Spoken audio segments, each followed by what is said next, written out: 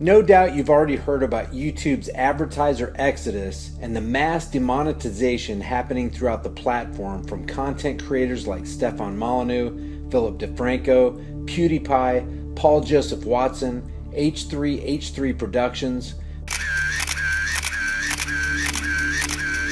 Big channels, small channels, news channels, gamers channels, it doesn't matter. It seems like the problem is systemic. And this is a serious problem. As much as they want us to believe it's an advertising placement problem, it's become clear that we have a censorship and favoritism problem. As for favoritism, if you want to test this yourself, go to the bottom of your YouTube page, put your account in restricted mode, then look at my channel or Steven Crowder's channel or Paul Joseph Watson's channel. Then in that same restricted mode, take a look at the Young Turks channel or CNN or MSNBC. You'll find that the former channels have very few of hundreds upon hundreds of videos showing. On the other hand, the Young Turks have virtually every one of their videos listed, as do CNN and MSNBC.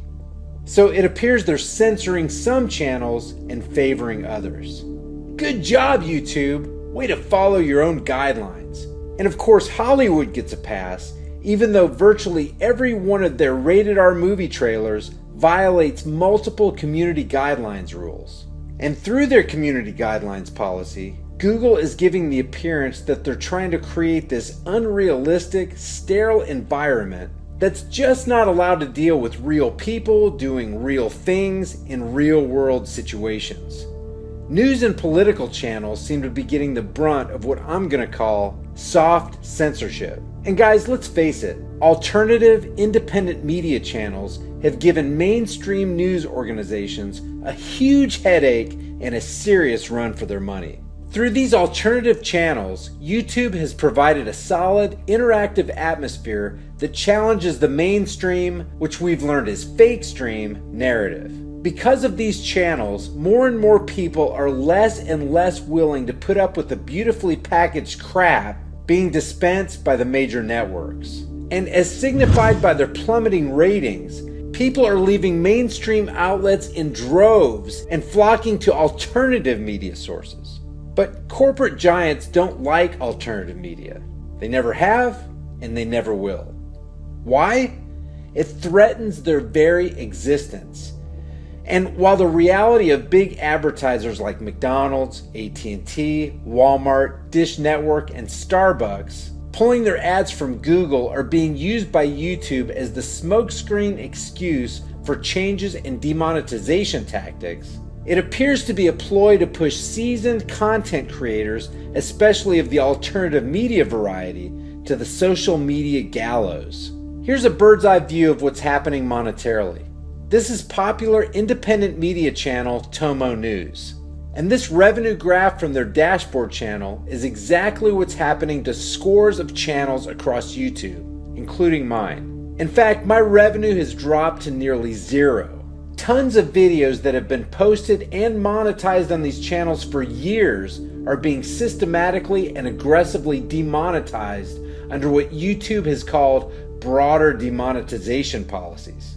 I can tell you from experience that creating a relevant, high-quality video takes an incredible amount of thought, time, research, and energy. Content creators who have made this their living are in dire straits right now, and there's no sign that this censorship is going to let up anytime soon. Alternative media and the push to dispense philosophical, logical, rational thought, as well as real news to combat the fake stream media via YouTube, is being extinguished.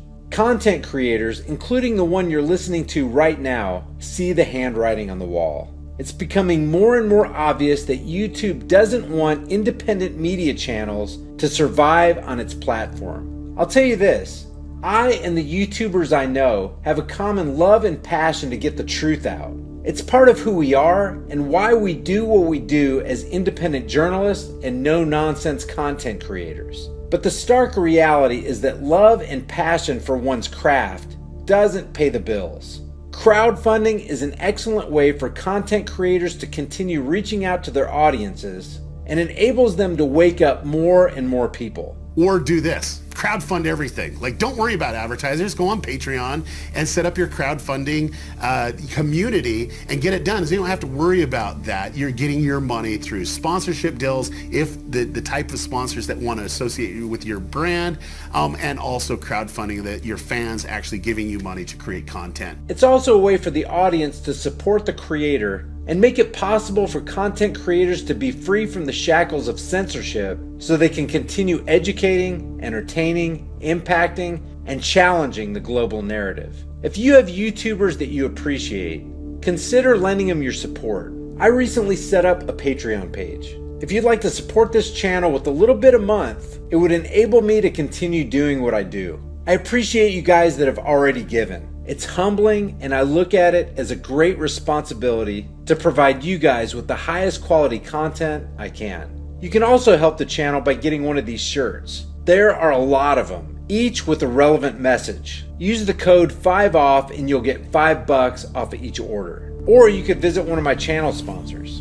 In the event that YouTube decides to kick us all to the curb, I've started a channel on VidMe. Over there, viewers have the option to tip the content creator under each video. It's a great platform and very easy to use.